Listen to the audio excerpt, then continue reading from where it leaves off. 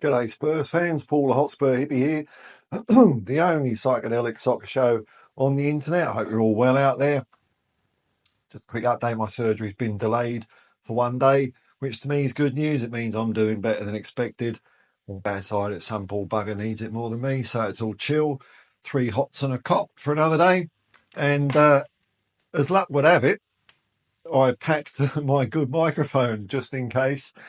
And I've got time to do something. So I've got enough energy to stand up for a bit and wander around. I'm feeling better every day. Now, I'm feeling so good, I can have a bit of a bucket of shit to throw at some of you so-called fans out there, because I think some of you are forgetting the whole idea of football. Team first, not you first, not your YouTube channel first, not your Instagram, your Facebook, or your online friends, not that first, team first. And some of you have been absolutely disgraceful in your behaviour recently. I just watched yesterday some of the reaction at the ground to the Fulham game. I haven't watched any online stuff because it's just a cesspit.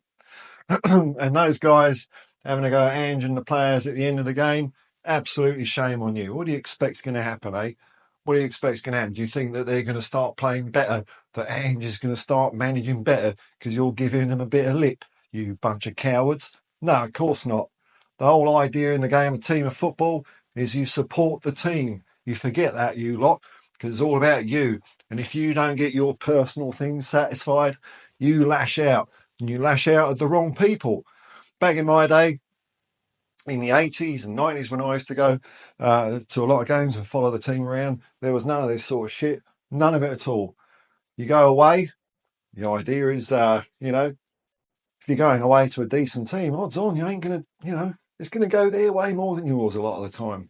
So if you're going on an away day and your whole happiness is based on the result, you ain't going to be happy a lot of the time. That's not what it's about. It's about getting together, having a good time, win, lose or draw. You lot of fuckers forget that, and get on with it. Now the Fulham game, what's that? Well, what did away fans sacrifice for that if they're the true blue, real Tottenham fans, eh? What, half an hour on the tube? Oh God, what sacrifice here! And it's a running theme I'm seeing this year of boo-hoo away fans saying, if it's a big day, oh, I got up at 5 a.m. Oh, then we had a bad performance and I refund. Why did the team do this to me? I deserve better. You don't deserve fuck all. If that's your attitude, don't go to the game. Don't go to the game. If you want to have a good time, then I don't know. I don't know where you live in the UK, but I'll pick Penzance because that's far away from everyone. I don't know, is there a Penzance Odeon cinema?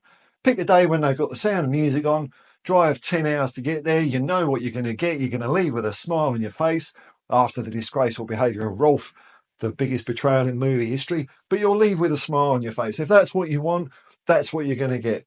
But if you're going to follow a football team around, it's on you. It's part of you. It's part of it. We're all in it together, It's me, you, them, everybody. And we've all got to be as one, man. All got to be as one. It's our only chance of success as a football team is if we all pull behind the bloody team and manager, even if it ain't going the way you want it to go, but then you don't know shit, right? Get behind them. Assume that they know what they're doing more than you, for a start, because that's true. And enjoy the whole day out. That's what it was about. It was about going somewhere different in the country, having a laugh. Whatever the result was, a bit of a laugh on the way home. It was a day holiday, basically. It wasn't, as I see some people portraying it today, some great big sacrifice I'm making in my life. Oh, I work so hard and I sacrifice the money and they don't play well and I'm so upset. You bunch of pussies. Stay at home, switch off the TV, stop supporting the club, because what you're doing is not support. It's not support. How do you think you're making those players feel? How do you think you're making Ange feel? You might not like them, but then it's all about you then, isn't it? It's all about you and it's not about the team.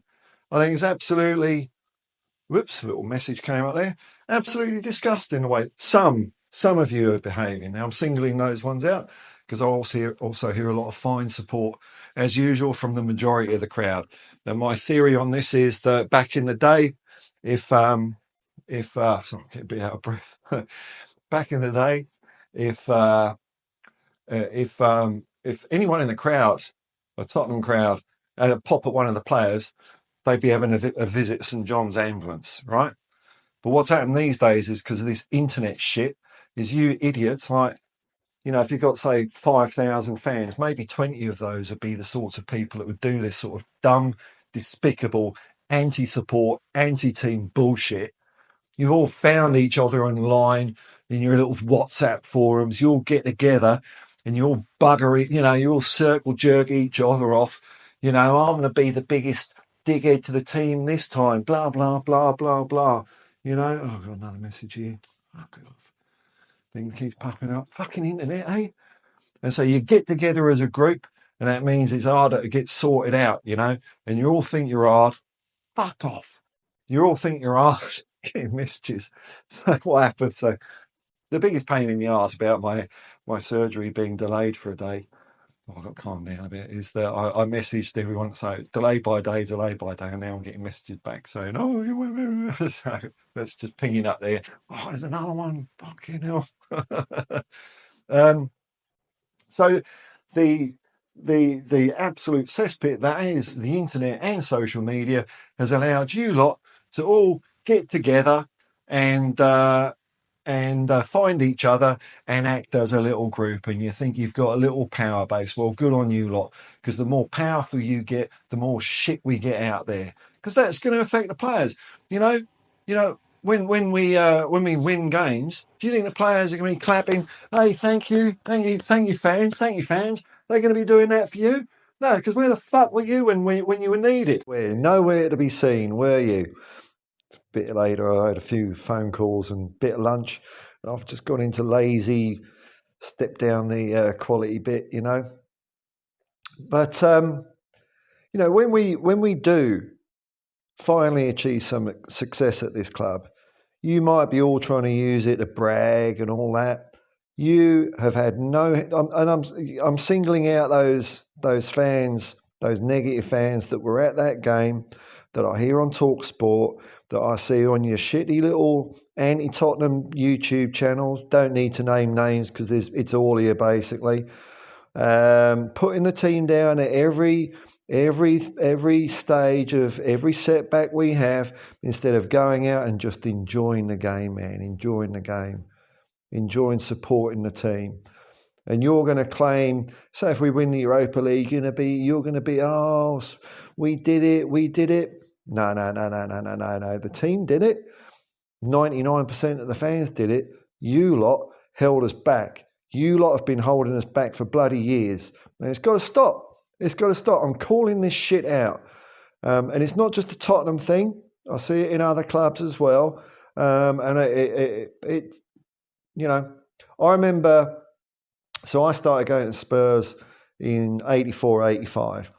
And in my time as a fan, it was always great, always fun. But the two really special years that felt, was 86, 87 and 1991. There might have been another one in there when we finished third in the league as well. But those 2 years, there was that special feeling. 86, 87, it didn't have the best to start, but there was a feeling there. And all the fans backed David Pleat, backed all the boys. We didn't end up winning anything that year, but we did really well, played some beautiful football, and we had a damn good laugh. 1991, we achieved success, and it was that special feeling in the FA Cup. You lot, as soon as you go 1-0 down in a game, oh, boo, you're so shit. It is, it's a pathetic sign of the modern world that some of you just want to go out and look like the biggest detractor. That's how you think you become viral or whatever on the internet, is to be the biggest dickhead you can be to the people you're supposed to be bringing up, raising up, wanting them to play better.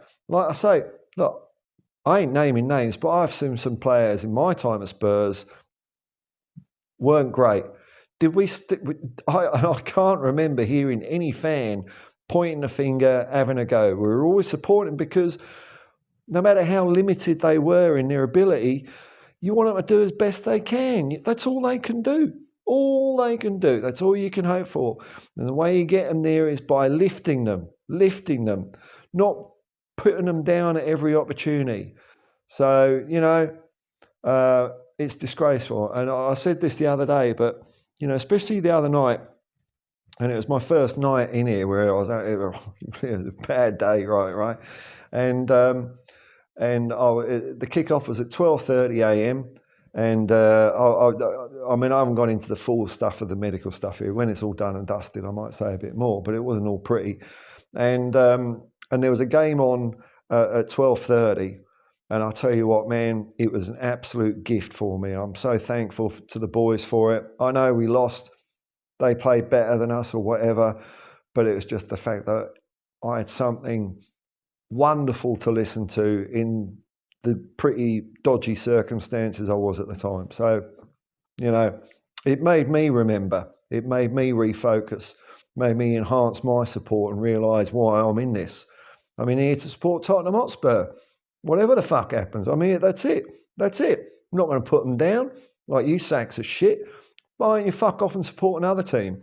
Then you'll do us a favour because you'll bring them down and we'll be better without you. I'll give you one of the finest examples of team first behaviour I've ever seen. And it's no surprise that it comes from Steve Perryman. And it was before the second leg of the UEFA Cup final in '84. He'd been suspended in the first leg, unfairly, of course, and he was interviewed before the game. I might have mentioned this the other day, but there was a bit I missed out on it. Wanted to elaborate a little bit, and he was asked, if Spurs win tonight, will you be lifting the cup, Steve? And he said, no, it's team first. Graham Roberts is the captain tonight. Now, I bet you £10 to a pinch of shit that Steve was absolutely gutted inside that he weren't out there on that pitch and he wanted to lift their cup.